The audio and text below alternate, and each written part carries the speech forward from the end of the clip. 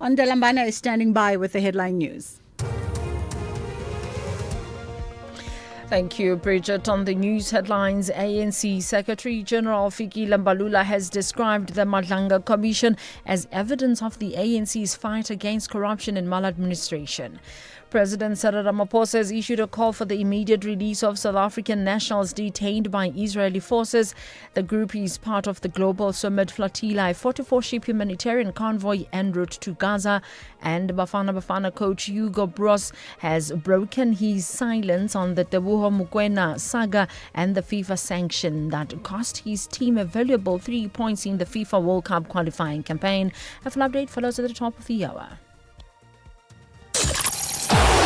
Hi everyone, my name is Itumele Nkune, SABC Sport football analyst. When I feel down and I listen to gospel, it gives me motivation. I'm a person who loves all genres. If I was a chef, my favorite meal that I would prepare would be pap, cabbage, meaty bones, with a bit of acha on the side. My favorite language is Portuguese. Bom dia, como está? Estou bem. What I like about SABC Sport is they give you the platform and the permission to be yourself and speak any language. Catch the ever-passionate Itumele Nkune's analysis of Ibola Letu on match days, live on Latuma. Proudly brought to you by SABC Sport. For the love of the game. If you think you cannot afford a lawyer, think again. Clientele Legal has made professional legal services affordable for you. Whether it's a civil, criminal, or labor-related matter, we have a nationwide panel of attorneys standing by to assist you. SMS SAFM to 32195. That's SAFM to 32195 and we'll call you back. Clientele General is a licensed non-life insurer and an authorized FSP. Standard rates and terms and conditions apply. The National Pulse, weekdays, 3 to 6 p.m. Why was the bodyguard acquitted on all charges? There was not enough evidence. By Ntate Malema's own words, the gun was handed to him by somebody else. And part of the charges that Snyman was charged with was that he handed Malema the gun. And that's already been dispelled with.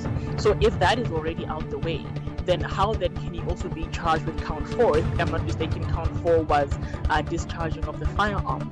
How do you link him to the crime in any manner? So there was not sufficient evidence to find him guilty on the evidence before the court. Intabi Singh Dubazana, the admitted attorney of the High Court and the founder and director of Dubazana Attorneys. Ashraf Garda on SAFM. Bridget Masinga on SAFM.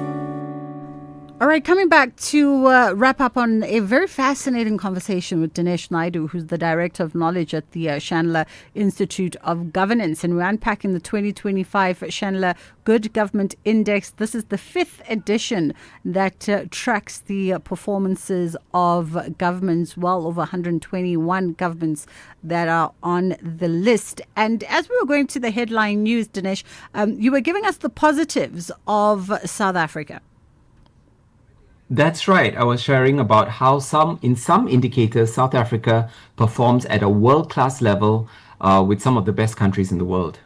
And those indicators would be? So I had mentioned one of them was in terms of logistics competence. Another one where South Africa does really well is the transparency indicator. So this is where we look at how transparent governments are in terms of their public procurement, policy making, laws and data, or budget information. And on this indicator, the South African government does really well and ranks 22nd out of 120 countries. And this puts it ahead of countries like Japan and Austria. It's so interesting that you bring up transparency and the fact that we rank 22nd there. A lot of South Africans, given the sentiment on the ground and everything that's going on around conversations with corruption and whatever, would at times doubt, that transparency element of the government. I fully understand, but I should also mention here that our index looks at 25 different indicators. So each of them looks at very specific things. When we talk about transparency, we talk about government sharing certain kinds of data. Okay. Corruption and other things are measured in different ways. Got you. Just by way of my last question, because we know Africa's got a very young population, how does that begin to shape governance priorities, particularly when we're looking into the coming years? Absolutely. So I think that Africa's youth population has been something many people talk about. The demographic dividend is a real positive for Africa. In terms of government capabilities, there's a few implications. One of them, of course, is how to invest resources, specifically in areas like education, for example, and skills training to prepare the young for the economy, but also as a way to grow the economy so that you start building those skills that will attract those kinds of investments that will help lead to improvement across the board in many areas. So that's an important one. I think also it's something to think about in terms of building the government's own capabilities, because the civil service is a huge recruiter of talent, and the coming on board of many new talents does have implications. So getting them well recruited, well trained, well motivated is important to success. Absolutely. Dinesh Naidu, I appreciate the time with you. And Dinesh is the Director of Knowledge at the Chandler Institute of Governance. And you can go to the Chandler Institute of Governance, or rather the Chandler Good Governance Index.com if you want a more thorough breakdown of that index and want to unpack it at your own time. That's where you can find that resource. Let's take a quick pause. We'll be right back. The National Pulse, weekdays, 3 to 6 p.m. I'm looking at the numbers. The meeting that you had spoke about 3.4 billion rands, but I see the MEC for Finance talks about 3.4 just being short-term. In fact, the real need is 7 billion rands. So how do you get yourself into that position, and how do you get out of it? Because of the budget cuts that took place in the previous years, and the other factor, which was the late conclusion of the current negotiations during this administration time, which also exerted pressure. That is why we are where we are. KZN Premier Tami in Tulia. Ashraf Garda on SAFM. Bridget Masinga, weekdays on The Full Circle. All right, my next guest is Talita Oosthuizen, Mrs. South Africa 2025 finalist and ambassador for Shattering Shackles. And we're looking at this urgent call for South Africa to help fight human trafficking. And it's one of the fastest growing crimes globally, with an estimated 250,000, that's 250,000 victims in South Africa alone. How are you doing this afternoon, Talita? Good afternoon, Bridget, and thank you for having me on your show. Pleasure. This week is Human Trafficking Awareness Week. Let's talk about the importance of just the awareness factor around human trafficking for yourselves and for South Africans at large. Why should people be getting involved in the fight against human trafficking? Bridget, as you said, 250,000 victims that are victimized via human trafficking. That is a horrific number. And it is scary to think that it's happening in our borders, and it's not overseas and it's not across the world, because that's what people think in South Africa, that it doesn't happen here. And that is why, creating this awareness is so important. And as they also say, it is a hidden crime about it. And it can happen in a house, it can happen in your own house. And that is why creating that awareness is so important. Yeah. That's the sad truth. What you've just said is that oftentimes human trafficking is regarded as a hidden crime. But really, 250,000 victims in South Africa alone, that says something. That's 250,000 victims in South Africa. Why is SA an easy target? Why are our communities an easy target? What does that speak to?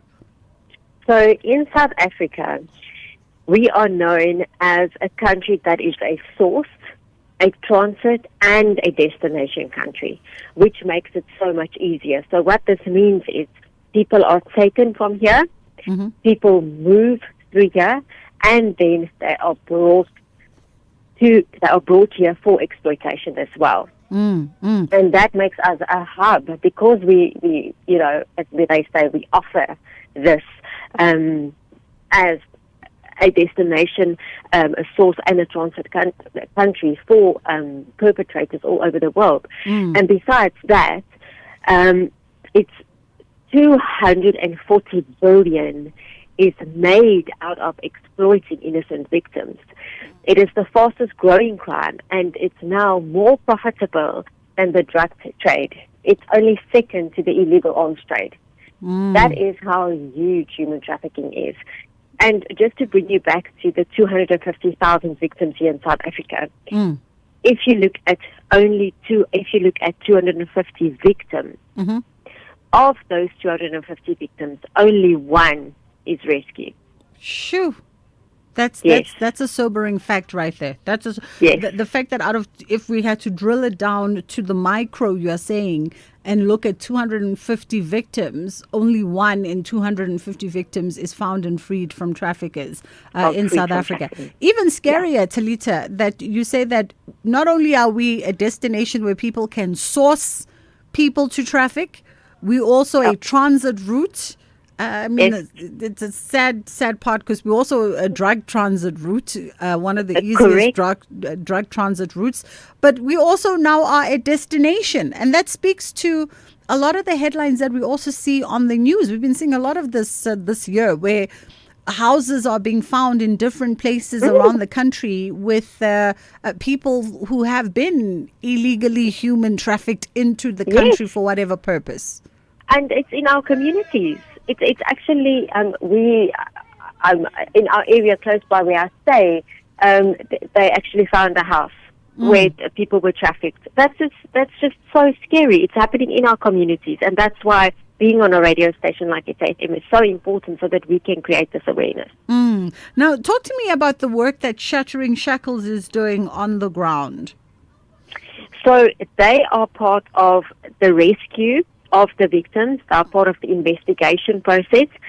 They're also obviously there for the support when they actually rescue the victims, from the psychiatrist, the psychologist, helping them to be educated again. So some of the children that are taken, they don't have any education because they are hidden in somewhere in a locker or they are exploited for sexual abuse. So they don't have that. So they try and help with educating these kids. And if they are older, because elderly also are being trafficked, and that's also a scary thought. They help them with, getting housing, getting clothing, getting the normal necessities, day-to-day life necessities. And Shattering Shackles also works with the SAPS and the Hawks to try and combat this. But they need all of this funding. They cannot do this without funding and donations because government doesn't help with any funding for them. So that is why donations from society is so important for Shattering Shackles and to help this non-profit organization to keep doing the work that they're doing on the ground. Yeah. And just by last comment, Tabitha, the importance of whether it's Shattering Shackles, yourself, and other NGO players on the ground, the importance of also disseminating this information, particularly at school level, because I figure, school children are probably one of the most vulnerable demographic for human trafficking. Yes, correct. And that's why we do school talks, and we talk to parents as well, because they need to know what the signs are and what to look out for. And in society today, with social media being accessed so easily, and you can talk to people on social media, and you don't even know who you're talking to. Yeah, it's dangerous. So we do school talks where we try and separate the children from the parents. Because when they're together, the children they don't open up, they don't want to talk, and so do the parents, they don't want to talk in front of their children. So we try and keep the two separate, and I'll give you a few tips that we talk to them about. With the parents, we say to them, you have to look at your children's phones. You have to see what's going on. And I mean, children today hate it. They don't want the parents to look at their phones, but it's a necessity. Have that hard conversation with your children as well.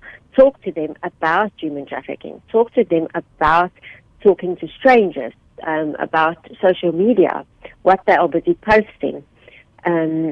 Because you don't know who your children are talking to. They can sit in your own house and be talking to a perpetrator and you won't even know about it. You have to have the talk and know what's going on in your children's lives. And also what parents are posting on social media. Like, for instance, if you post a photo of your child and you're showing your child's face, and then they are in uniform and the logo is showing, or you've got the first day at school with the little suitcase with the car and you see the registration number, or your child did very well and you post a photo of your children with a certificate. They know your child's name, they know which school they are going to, and you're making it so much easier for the perpetrators to actually either take photos of your child or take them. Absolutely. So don't do that. Don't make it easy for them.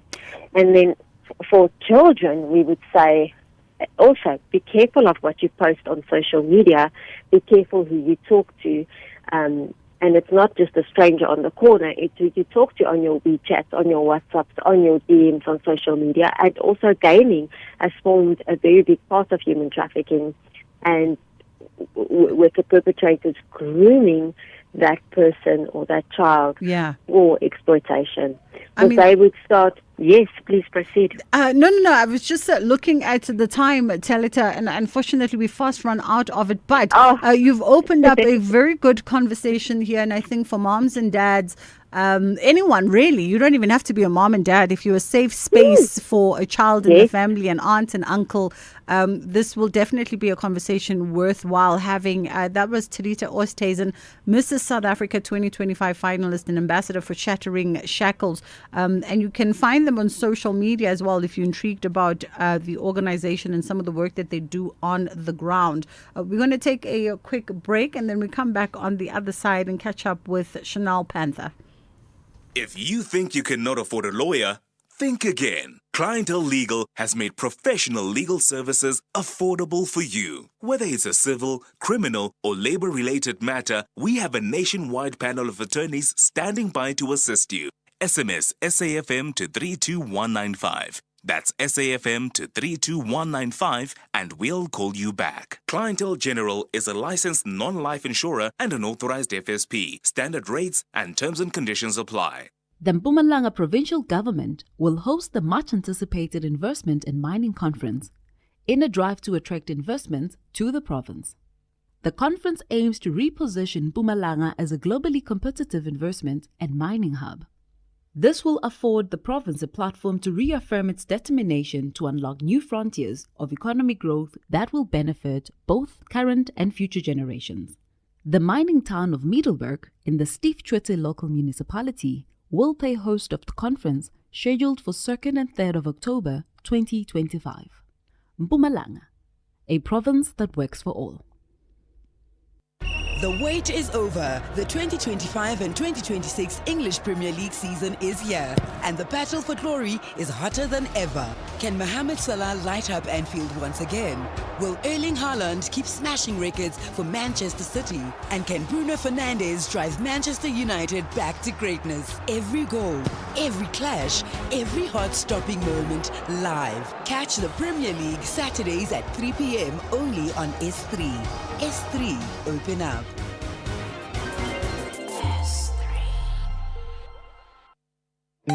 Bridget Masinga on SAFM. All right, a quick catch up with Chanel Panther, who's the program manager for Sankasa, which is scaling urban nature-based solutions for climate adaptation in sub-Saharan Africa. Indeed, it is a mouthful. And we're talking around turning trash into treasures along the Jaskei River. For our out of Joburg listeners, that Jaskei runs in Johannesburg. I'm not too sure if it runs north to south east to west and, through which neighborhoods, but I do know that through the neighborhoods I live in and around, I catch a portion of the river. How are you doing, Chanel?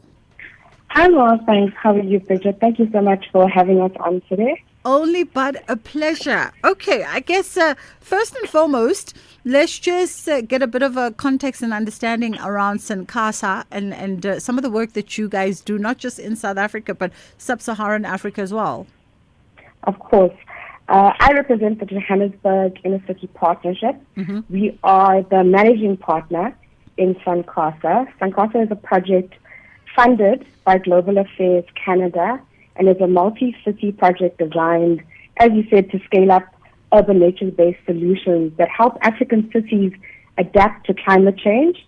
It focuses primarily on tackling urban flooding, urban heat island effect, water insecurity, biodiversity loss, and social vulnerability, and particularly in communities that are most at risk of the effects of climate change. We've learned through SANCASA that it's often the most vulnerable and underserved that are most impacted by the effects of climate change.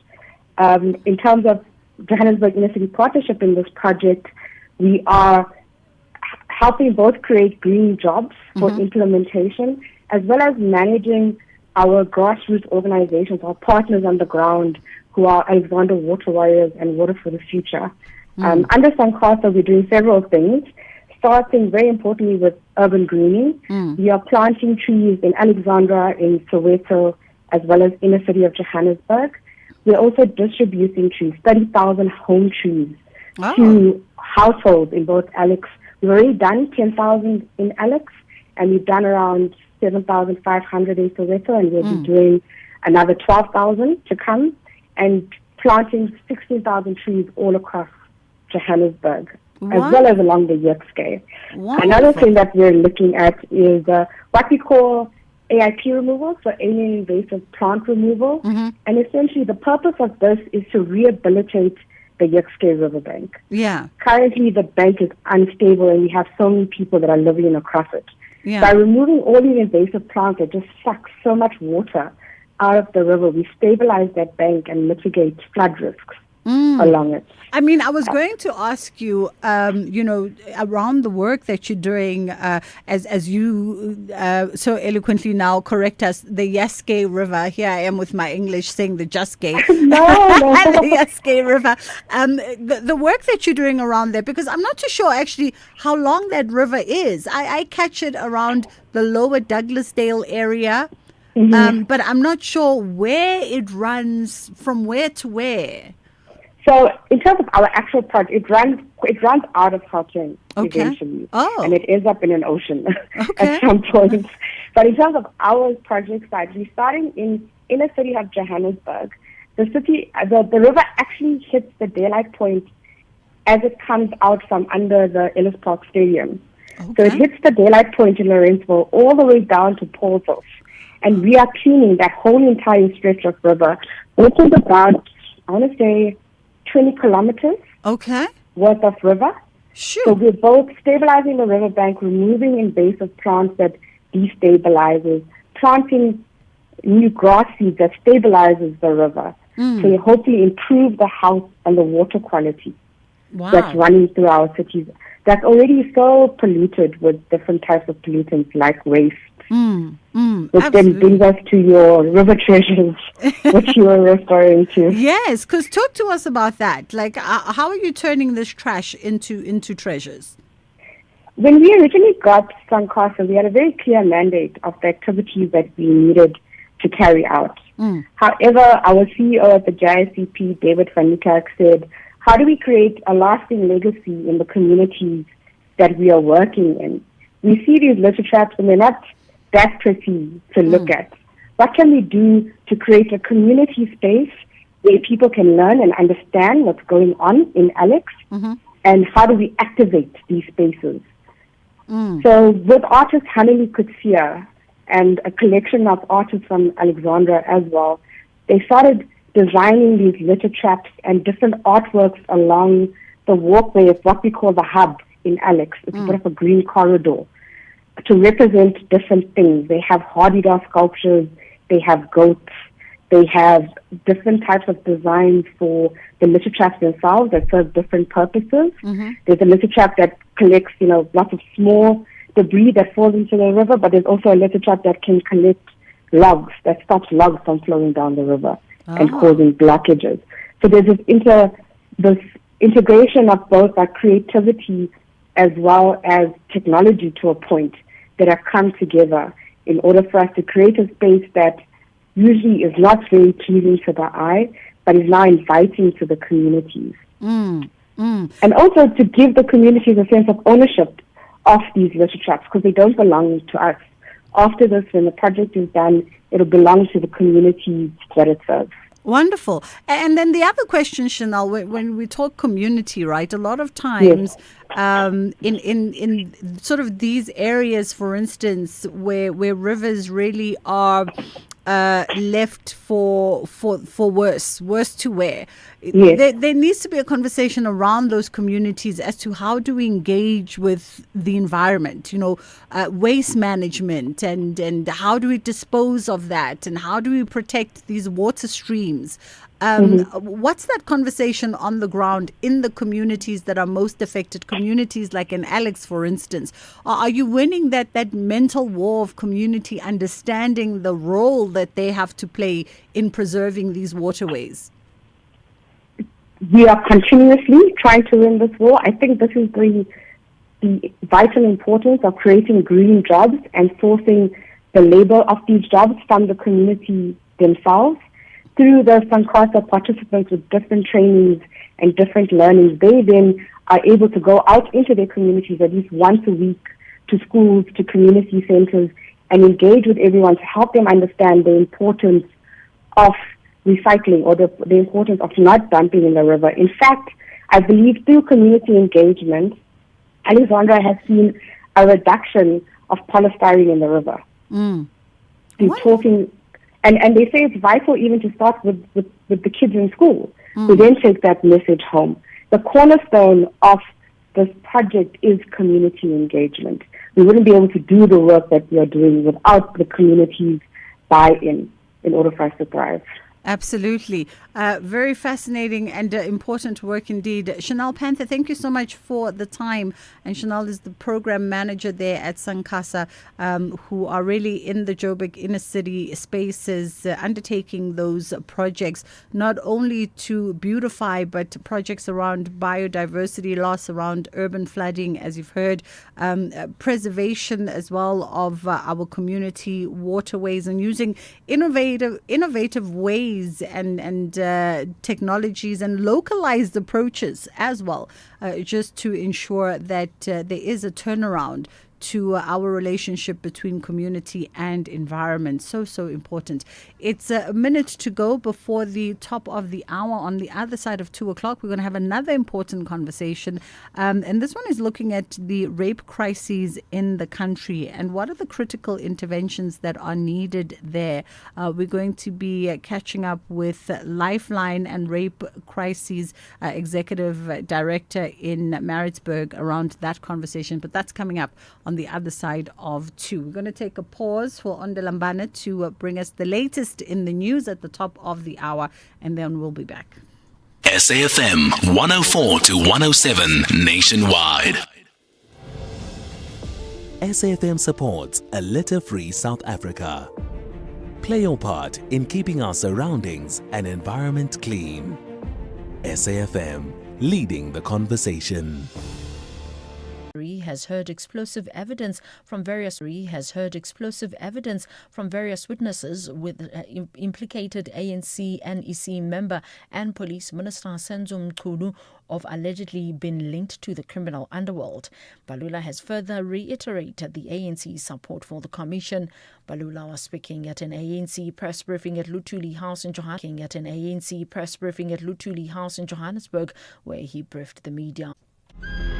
Power, land, loyalty, blood. In the heart of Montana, the fight for the Dutton Ranch is far from over. Betrayals cut deep, enemies close in, and every choice could be their last. Yellowstone, Season 4, where family is everything and nothing is off limits. Every Tuesday, starting September 2nd at 7 p.m. only on S3. S3, open up. If you think you cannot afford a lawyer, think again. Clientele Legal has made professional legal services affordable for you. Whether it's a civil, criminal, or labor-related matter, we have a nationwide panel of attorneys standing by to assist you. SMS SAFM to 32195. That's SAFM to 32195 and we'll call you back. Clientele General is a licensed non-life insurer and an authorized FSP. Standard rates and terms and conditions apply. 80 years of innovation, and we are just getting started.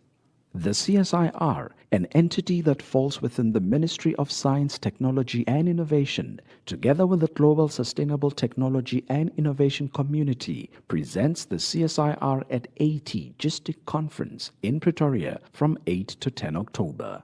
Held under the theme Science, Technology and Innovation for a Sustainable Future, the conference brings together global change makers shaping solutions for a sustainable future. Catch SAFM live on Wednesday, 8 October for exclusive conversations shaping the future of sustainability. The CSIR, 80 years of touching lives through innovation. The Full Circle with Bridget Masinga, Monday to Friday, 1 to 3 p.m.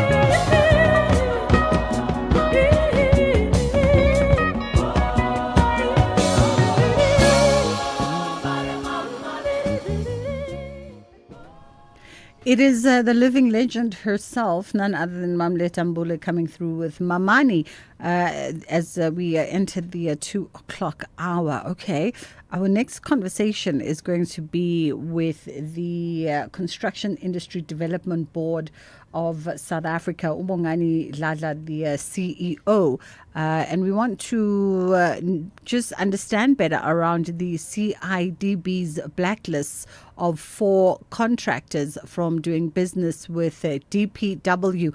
Lots of acronyms here there, but this is where we are going to get a better understanding. And I presume that DPWI speaks to the Department of Public Works and Infrastructure. How are you doing this afternoon, Bongani?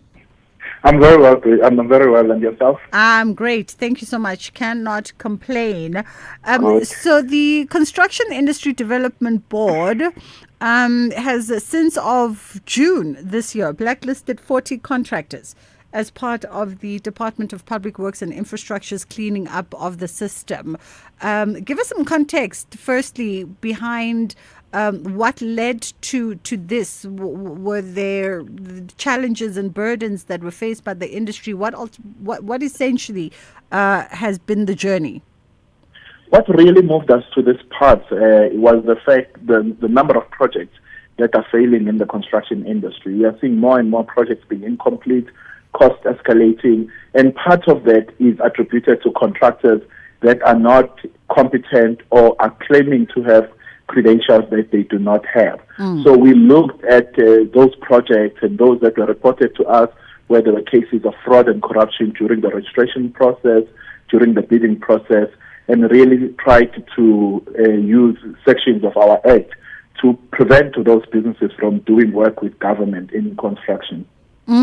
As you talk about people who did not have the right credentials, I think a lot of South Africans will remember, as recent as probably about a decade ago, there was a big influx of folks getting into the construction industry. And I know myself even encountering people that I had to question, what do you know about construction? You don't seem to have ever been in this world, and now boom, suddenly here you are, in construction with tenders and all kinds of work, government work. Yeah, really, and you've described the situation where we opened up the construction industry because it is a very good business, a legacy business, but it requires skills, it requires expertise. So when you come in as a novice in the industry, starting from grade 1 and learning the trade as you grow, that is fine. But the issue that we faced were companies that were jumping from grade 1 to grade 7, where they've not done any construction work. They decide to make use of fraudulent documents. They fraud bank statements, they fraud financial statements, or the past projects. Because really the CIDB, the entity of Public Works and Infrastructure, we are there to ensure that credible contractors, and we do the risk assessment on behalf of government, to say these contractors will be able to complete work of a certain complexity and value, hence our grading system. But what we saw, because of the huge number of projects, large projects that were put out in the market, people saw it as a scheme to get rich quickly. But whereas there are many construction companies, genuine construction companies, that want to grow within the grades and contribute to infrastructure development in the country. Yeah. Let's take a quick break here, Bongani. We'll come back on the other side and continue the conversation with Bongani Lala, CEO at Construction Industry Development Board, South Africa. My name is Jabu Mahlangu, a.k.a. Shuffle the Pack, a.k.a. 1 Hour Swing. I start my day with a short prayer. I give hugs to my kids. And I'm very playful. I love all the genre, but Kwaito is number 1. Kwaito is our culture. About the late Mandoza, about the late Mapaputsi, and I could relate. And it's in us focus. Ivory Coast for me, it was a beautiful country. I know Utabanye Batandes in Indabo, Mauritius, Nana, there's window is a love. SABC Sport, this is the main one. Wonkela Manyama channel, Azalwe, because of SABC. Catch Jabu Shuffle Mahlangu unpacking the beautiful game in a lingo you love on match days, live on Latuma. Proudly brought to you by SABC Sport. For the love of the game. We have different languages and cultures, but what we have in common is that we all want a dignified funeral and for our loved ones not to worry about money when the time comes. Trust Clientele to provide you with affordable funeral cover that will pay out within 24 hours. SMS SAFM to 48031. That's SAFM to 48031. SMS now. Clientele Life is a licensed life insurer and an authorized FSP. Standard rates, terms and conditions apply. Think about 6 years ago when Amapiano was just a musical instrument. When streaming meant watching water flow, not videos online. And remote work was only said when your remote batteries died. So it makes you wonder, what will the next 6 years bring? Hino trucks now come standard with a 6-year drivetrain warranty, covering everything from pistons to gears. So although a lot can change in 6 years, our warranty promise won't. T's and C's apply. Hino, all the way. Bridget Masinga, weekdays on The Full Circle. All right, we are weaving our way through this conversation where the Construction Industry Development Board has blacklisted 40 contractors as part of the Department of Public Works and Infrastructure's cleaning up of their systems and cleaning house, really. And Bongani, let's understand also the criteria that has been used in order to blacklist folks, for instance? Yeah, mainly our Act allows us to deregister companies for a variety of reasons. One, misrepresentation during the tendering process. One, misrepresentation during when you come and interact with the CIDB to increase your gradings or to improve your gradings. So in many of those cases, when we do our grading system, we will say we would have wanted you to do projects of a similar nature, maybe at a smaller scale, and you must have the financial capabilities to finance projects, and you must have the track record of a sustained period of time. And what people were doing in order to grow faster, they would bring fraudulent documents in all those areas, be it financial statements or bank statements or completions. So that is why when we detect, and our detection also involves the public, where people were using the hotline, or when we do our own audits, or where we see projects that are reported in the media that are actually an embarrassment really to the country. Then we look at whether also those contractors were genuine contractors. So we're really following strictly our regulations where there's been cases of misrepresentation, fraud or corruption. Before I even ask you about, restoring professionalism and trust back in the industry, I want to, in the deregistering process, so in the deregistering of the company, are you also deregistering the personal details of the founders of those companies? Because what stops a Bridget from simply re-registering a different number unless you've completely barred my ID number, for instance, from being active in the space? That is a very good question and quite a complex one, because currently the regulations do not allow us to go to the individual unless the person is deemed to not be competent to be a director of a company. Okay. For instance, whether someone is a delinquent director or insolvent or all those kinds of issues. But we are looking at also enhancing our regulations to make that process much easier. It's extremely complex at this stage to deal with the individual, the directors or the shareholders. But the comfort that we have is that temporarily, is that when those companies come back to the system, they start back at grade one. Okay. And as a CIDB, we should have systems to flag, to watch those applications more carefully as to whether there are any chances of fraud. The challenge here, when someone is using a fraudulent grade to do a grade 9 project, those are projects that are 200 million and above, whereas a grade 1 contractor, you are doing projects of up to 500,000 rand. You see, so the risk with having contractors in higher grades that are fraudulent is much severe for our economy and also just health and safety in many instances. But we are looking at that because we really are taking a zero tolerance stance when it comes to restoring accountability and professionalism in the sector, as you've noted also. Okay. So you're trying to plug in the holes, but obviously there are some challenges there if you can't drill down to the personal ID number of a person, because then I'll just pop up again And okay, all right, but I mean, we'll give you the benefit of the doubts that you'll keep a handle and be on top we'll of get this. it right. And We'll and get it then right. by way of restoring just that trust back in the construction industry, because as you do say, there's a trust deficit, right? We talk about collapsing bridges, collapsing buildings, and when we look a little bit deeper into behind these headlines, you find a lot of the time dodgy contractors. So this speaks to part and parcel of how do you rebuild that trust back into the sector? Yeah, and changing the culture of the industry to say, these fraudulent grades are not a harmless crime. Because, when you interact with colleagues in the industry, they say, but it's just a compliance mechanism. It's not a compliance mechanism.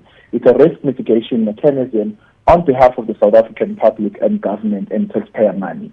So we really need to change the culture to show that these are not harmless crimes. They do cause severe economic damage to the country. I would go as far as saying it's economic sabotage when you have contractors that are fraudulent, that cannot finish projects, where you have escalations, whereas there's so much need for service delivery. So that money that is wasted when you have terminated this particular contractor, having to appoint another one, could have built another set of service delivery infrastructure. So it's quite important that we get this right, and we also, with the help of the media like yourself, also get the message across to saying we are taking zero tolerance towards these types of criminal activities. The zero tolerance approach, what penalties could people be facing here besides being deregistered? I'm figuring that there has to be some kind of charge or something that someone must face. Yes, the board in the reading of our regulations, it allows for suspension, it allows for a fine or deregistration.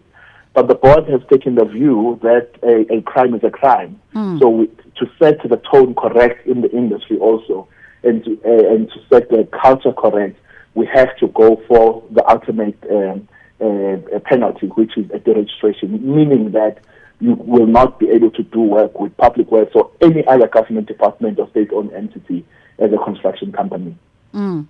Okay. I mean, I guess it's the beginning. It's the beginning.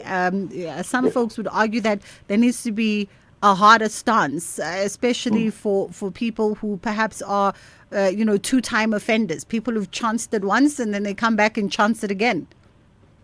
Yeah, and the regulations, and we have a very good partnership with the South African Police Services. Our regulations also require us to notify the South African Police Services so they can also use the specialized crimes unit to investigate these matters. So that's another avenue which, again, we are hoping that it will yield positive fruit in order to set the tone correct in the industry. All right. I mean, we won't get into the situation around construction mafias because that's a whole nother can of worms right there. But we appreciate the time from you this afternoon. That was Bongani Dladla, CEO at Construction Industry Development Board South Africa. And they seem to be cleaning house. I know some of our listeners will be saying, well, it kind of, seems like a tiger with a small bite at the moment if all they can do is really just deregister and then you register again. But hopefully there'll be even far more stringent, maybe even criminal implications around this, because it is costing us in money and at times even in lives that are at jeopardy when some of these structures collapse and take with them folks. It's approaching 2:30. We're going to get into the headline news in about a minute and a bit. And then we are going to hand over to our children's programming. Side by Side is coming through today. It is a Thursday. And then hopefully on the other side of that, we wrap up the show with our other scheduled conversation. It's just that some government dignitaries came into the meeting with Lifeline, and we had to shift them around. So hopefully on the other side of 2:30, they would have freed up some time to be in conversation with us, because it is important to look at the rape crises in the country and what those critical interventions might look like there. Few seconds to go before it's 2:30 on the dot. It is the Full Circle with myself, Bridget Masinga. SAFM 104 to 107 nationwide.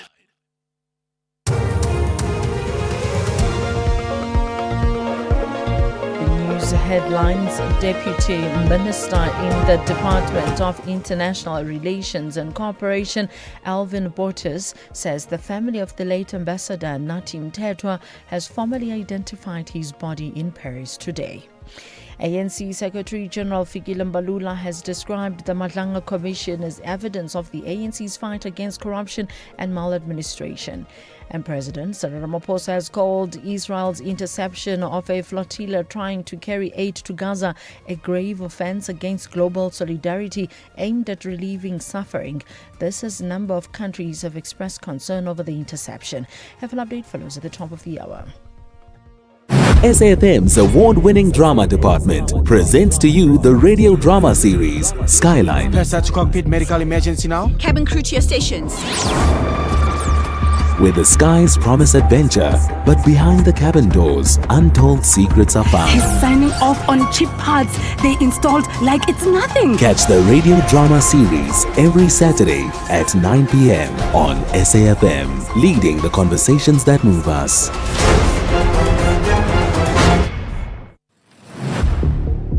Gender-based violence is destroying lives and tearing communities apart.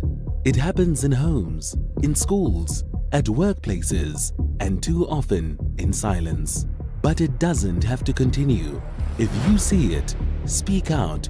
If you are hurting, reach out. Because doing nothing is not an option. Listen to all 19 SABC radio stations for hard talk, discussions, advice, dramas, educational shows, and interviews around GBV with experts, survivors, lawmakers, and a whole country affected by gender-based violence. All on your favorite SABC radio station. Call 0800 428 428 to report abuse or get help. GBV, it ends with you. This message is brought to you by the SABC. This program is brought to you by SABC Education, enriching minds, enriching lives.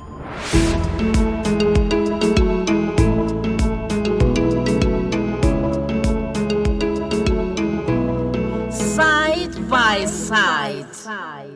Good afternoon and welcome to Side by Side, brought to you by the National Department of Health, Ilifa Labantwana, and the SABC Education. I hope you're having a great day. Today we're talking about your baby's first few months at home, a precious and sometimes overwhelming period filled with learning, adjustment, and bonding. On our drama episode yesterday, Mum Cindy shared helpful tips for navigating this important stage. To guide us further, we're joined by Ms. Precious Robinson, who is Chief of Party at Right to Care and Chair of SASCOWACH. She will help us understand how to support both baby and caregiver during these early months. Ms. Robinson, thank you so much for joining us today. Let's start with those early days. What are some of the key things parents should keep in mind during the first few months at home with the new baby? Yeah, thank you so much for having me. Yes, like you are saying, it is important to know and understand or to keep in mind what to do and what to look for in the first life of a baby. But let me be clear here. It's impossible. You cannot predict it. You will not know what to do or what to do, but we are just going to go through the basics and things that can help you as a mother. And I think the first days are not just for the baby, also for the mother. The family needs to understand what to do, especially the physical being of the mother and the psychological being of the mother, which will then play a bigger role into making sure that we've got a very healthy baby that is looked after in the early lives in the early periods of the life of this baby. First things first, let's talk about the environment. Where is this baby going to be brought up? From the hospital, the environment is different than we bring the baby home. Whether the baby was born at home or at the hospital, it's still important to have a very important therapeutic milieu environment that it's not too hot. When it's too hot, they cry. They respond by crying. The heat just irritates them. And you cannot do anything when they are hot. They even tend to develop rash and they can't drink, they get dehydrated. So you need to make sure that the room where you keep your baby, the temperature is a normal temperature. It shouldn't be too cold because then you are also leading them to go hypothermic and then they'll also dehydrate, they become blue and you cannot manage them. So that is where we start. The environment must also be clean. Make sure that your baby is kept in a very environment clean. The linen where you are keeping the baby is clean. Just that environment that the baby can grow, can thrive in. The second thing that we want to talk about is the bonding part. In hospital, we encourage mothers to do what we call skin to skin. Immediately the baby is born, we ask the mother to put the baby on the chest. And even at home, you can do that using the kangaroo mother care. Just where you just take the baby, put it on your chest, and then you tie her or you can wrap her with whatever. The father can do it, the mother can do it. It's very important.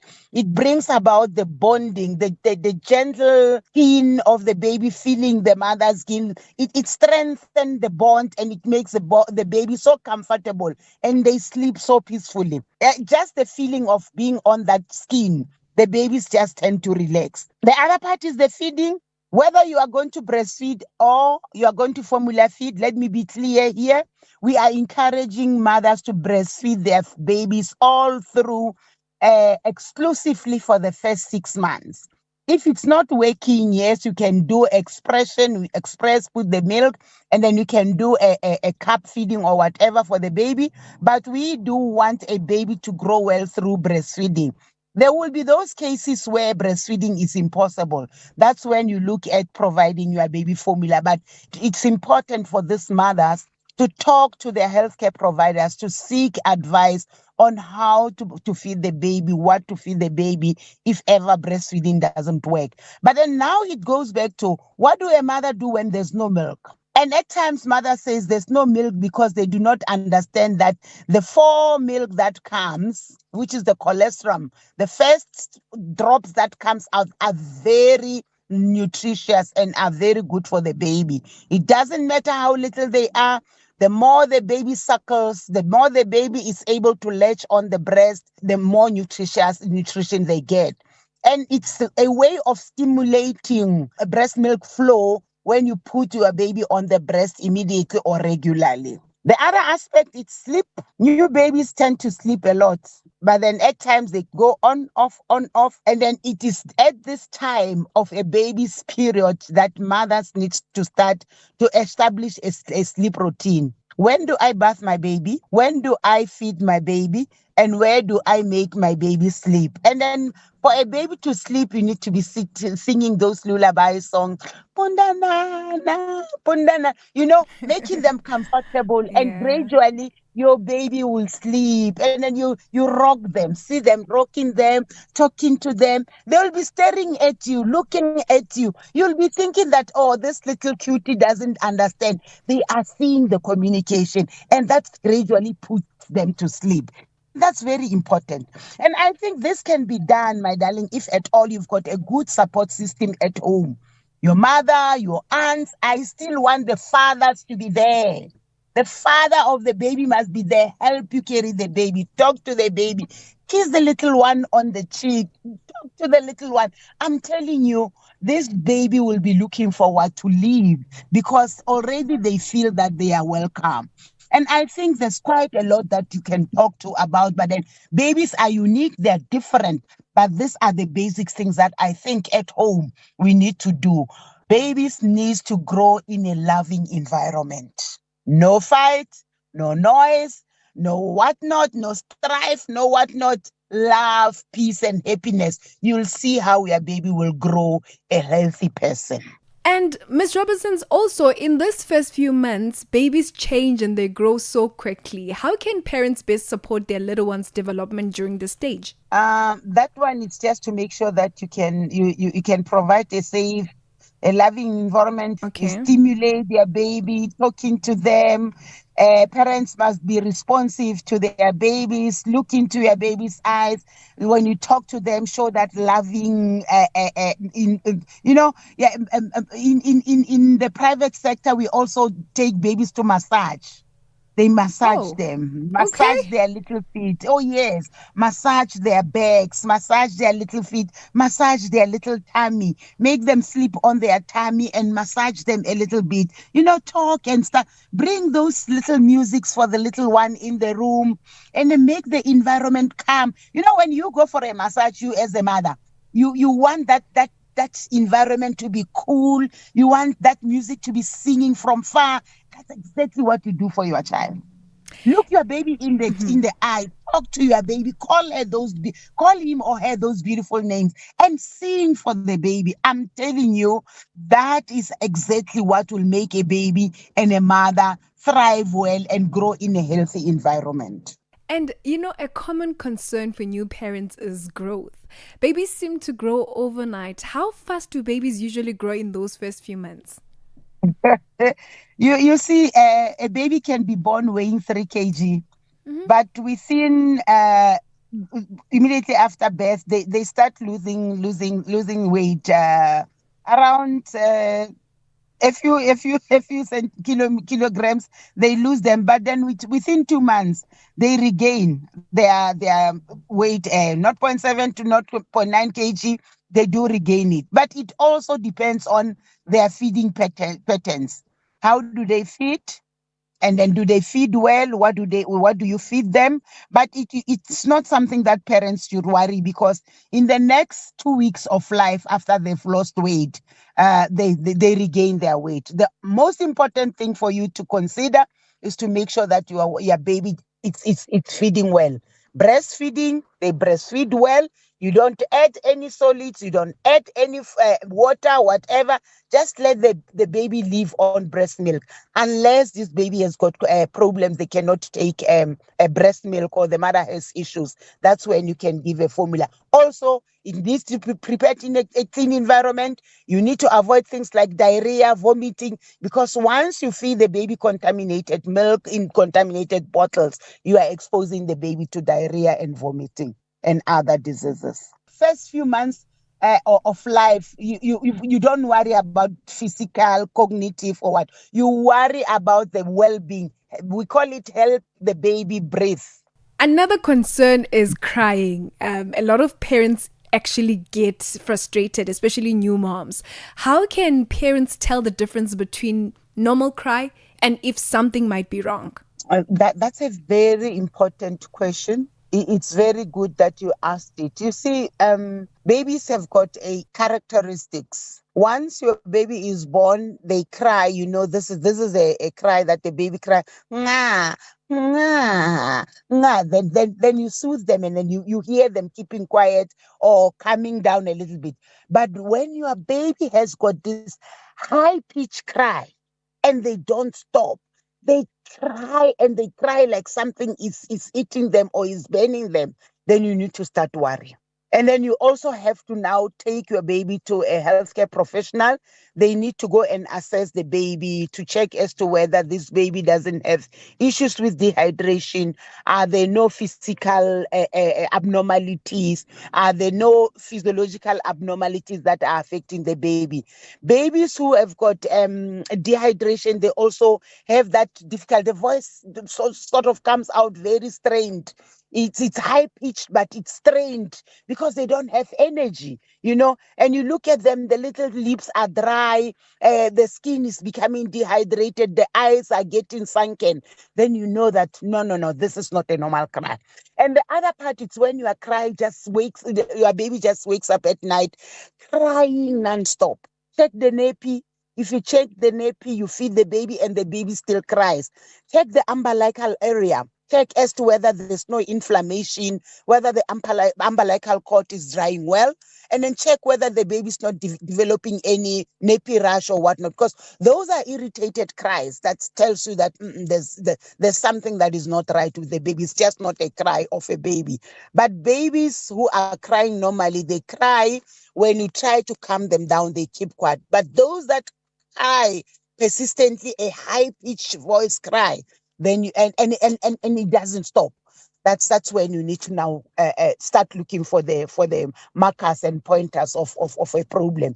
And I always say mothers need to make themselves familiar with the healthcare facilities.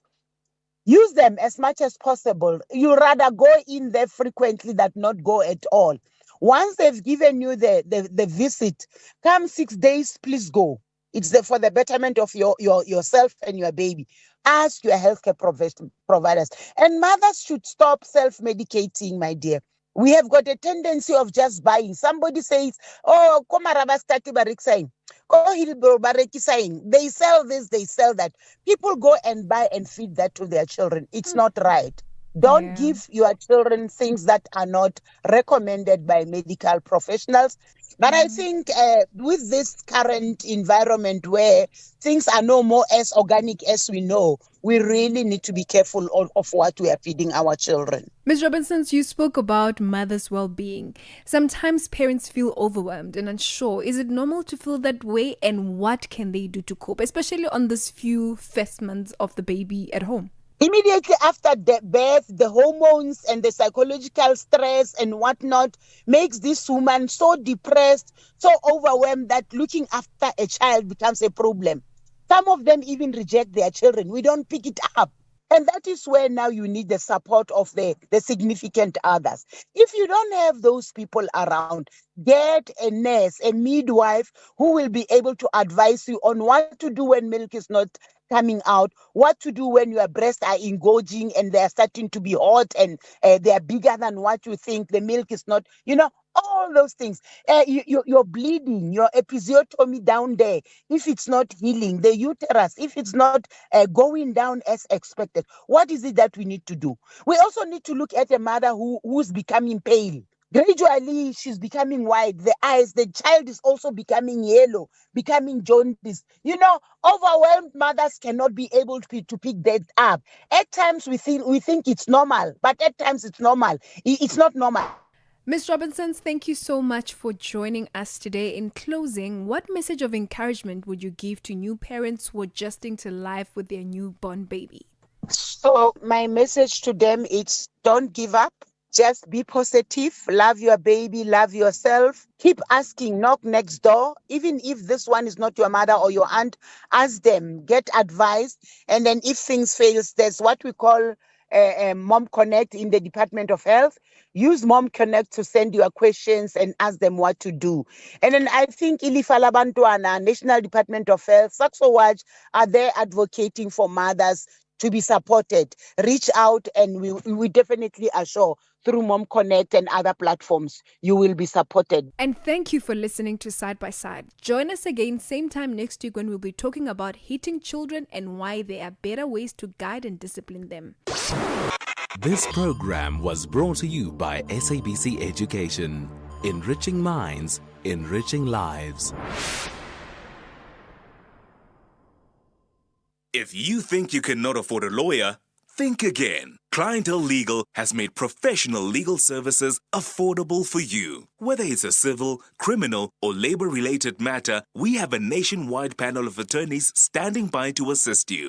SMS SAFM to 32195. That's SAFM to 32195 and we'll call you back. Clientele General is a licensed non-life insurer and an authorized FSP. Standard rates and terms and conditions apply. I don't love waking up before the sunrise. I don't love wearing a school uniform. But I do love learning. I do love saving my mom money on transport and uniforms while I still get a good education. I do love UCT Online High School because I do love my future. Apply online before 28 November. Hello, hello. My name is Rifilwe Madubo, also known as Fikile Maponya, your rich, bougie auntie who takes no nonsense. I made it out of the ghetto and into the penthouse, CEO of Maponya Media. Make sure to catch Generations The Legacy every Monday to Friday at 8 p.m. SABC 1. The Full Circle with Bridget Masinga, Monday to Friday, 1 to 3 p.m. All right. Our last conversation is with Usinikiwe Biela, Executive Director at Lifeline and Rape Crisis in Maritzburg.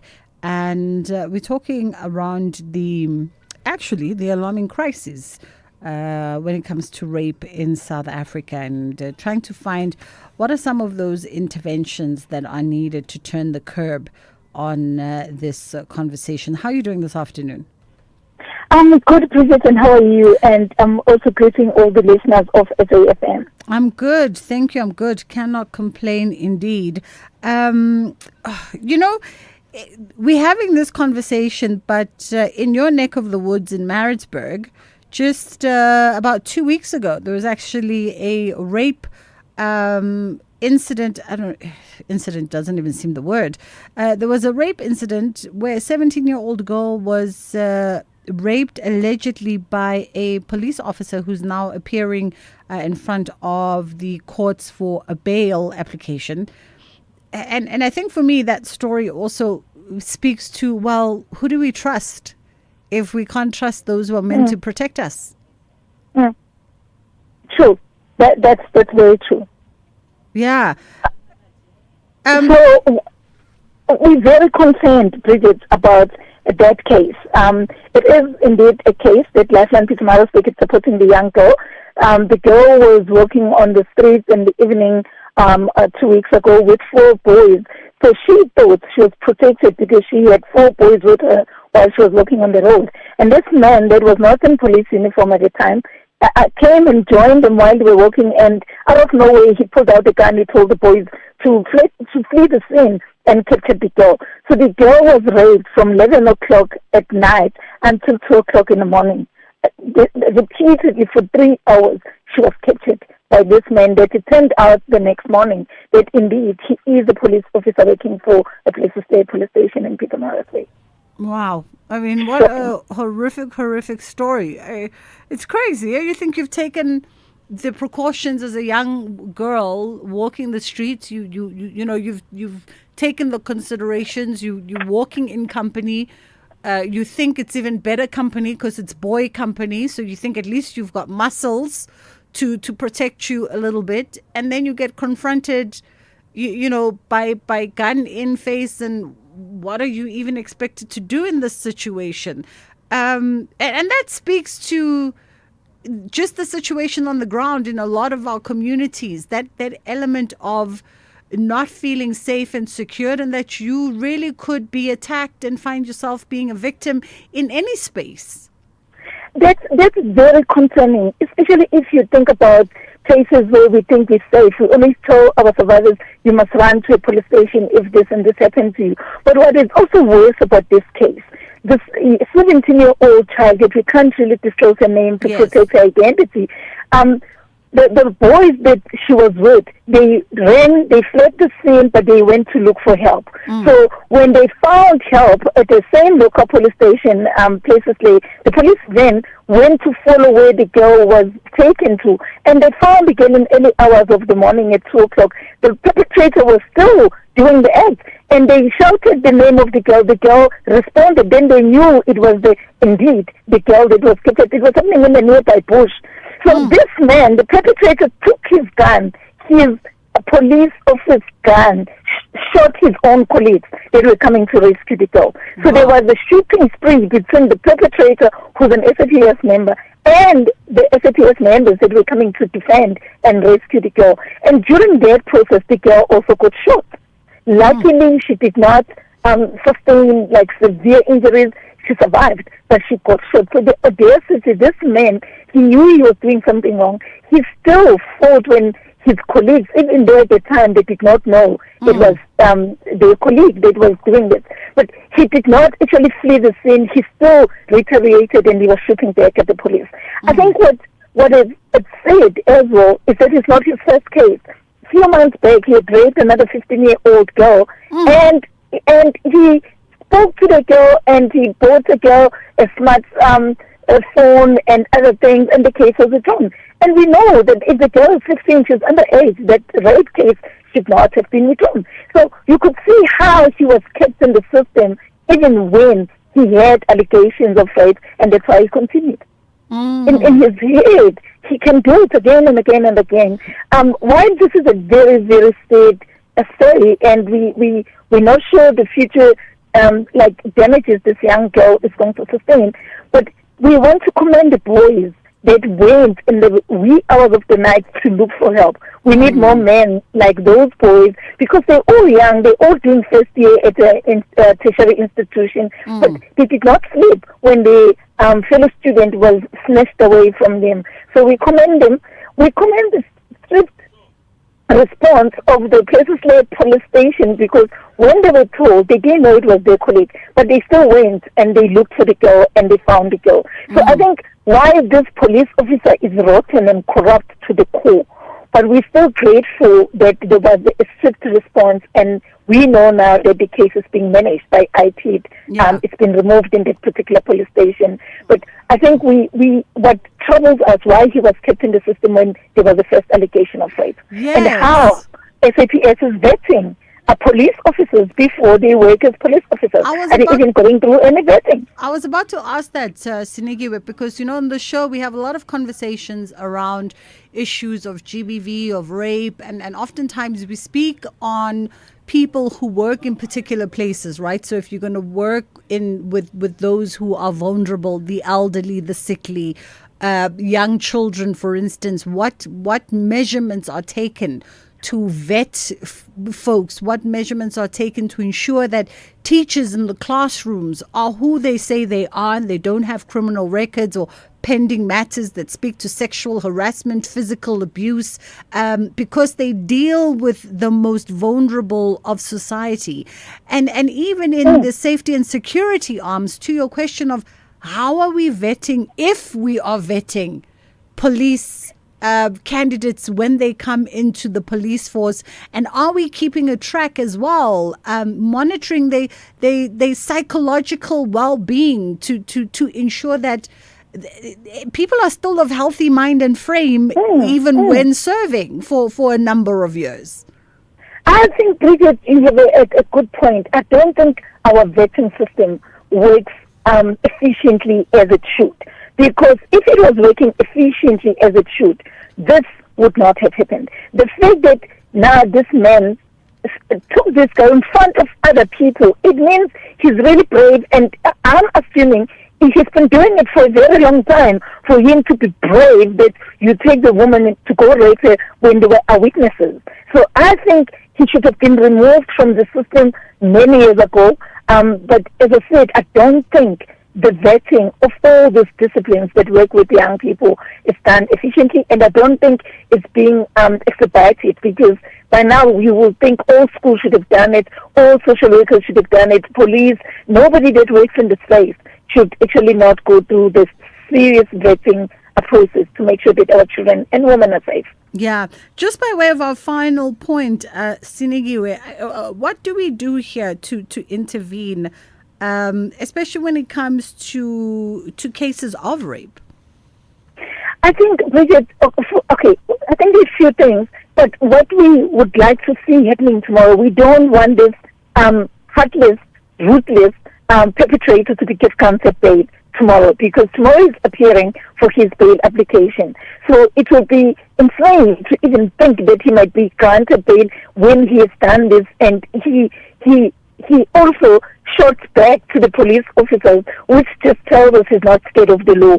So if he gets released, I don't think the safety of this girl is guaranteed. I don't think her life is safe. I think he might come back and actually kill her, which is the biggest concern for us.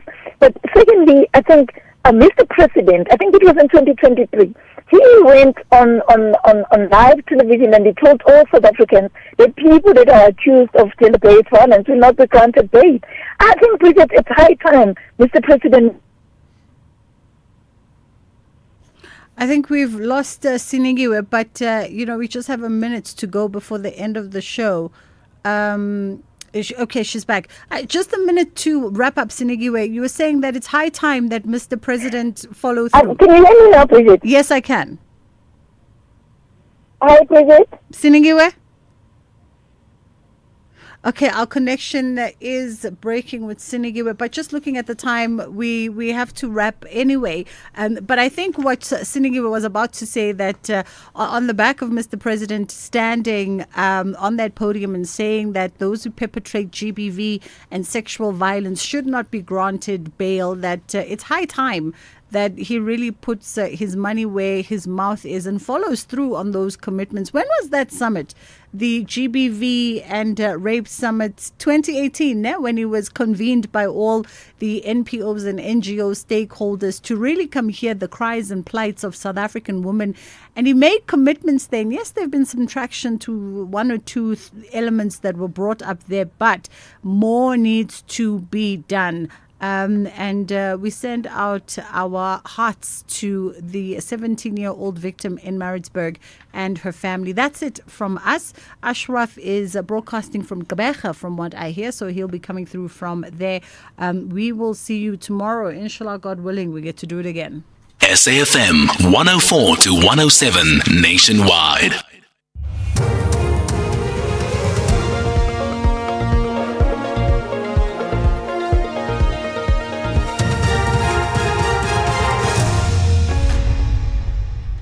Thank you, Bridget, and the team. On the top stories, Mthethwa's body formally identified by family in Paris, and Mbalula hails Madlanga Commission as proof of the fight against corruption. For SAFM News, I'm Ondela Mbana, and a very good afternoon.